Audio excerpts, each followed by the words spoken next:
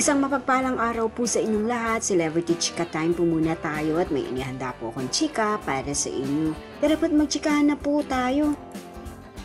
Asia's multimedia star na si Alden Richards, narito ang kanyang kaganapan sa Manila International Film Festival Awards Gala Night.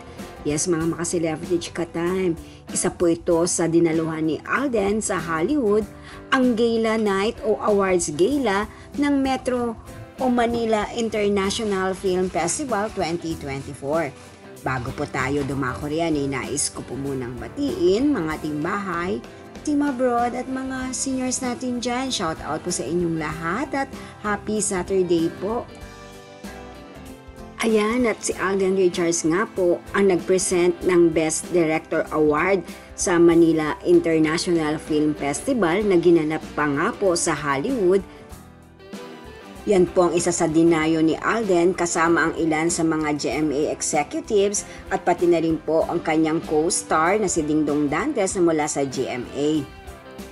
Narito po at panoorin po natin ang short video clip po na ito na kaganapan ng Asia's multimedia star sa sinasabing Manila International Film Fest. Alden! Okay lang, sige lang. Pag tapat ko doon ako kukuha.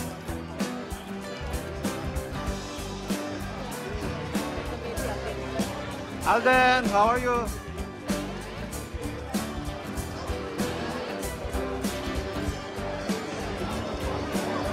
Alden, give me thumbs up for this.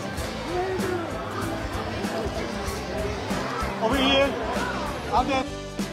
So ayan nga po, ang pelikula ni Alden at Miss Sharon Cuneta na Family of Two ay napunta sa Hollywood at isa nga rin po itong entry sa Manila International Film Festival Awards Gala.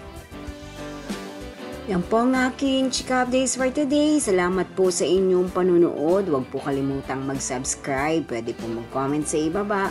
Basta't wag lamang po harsh o nakakasakit sa isa't isa. Salamat po muli. Spread love, not hate.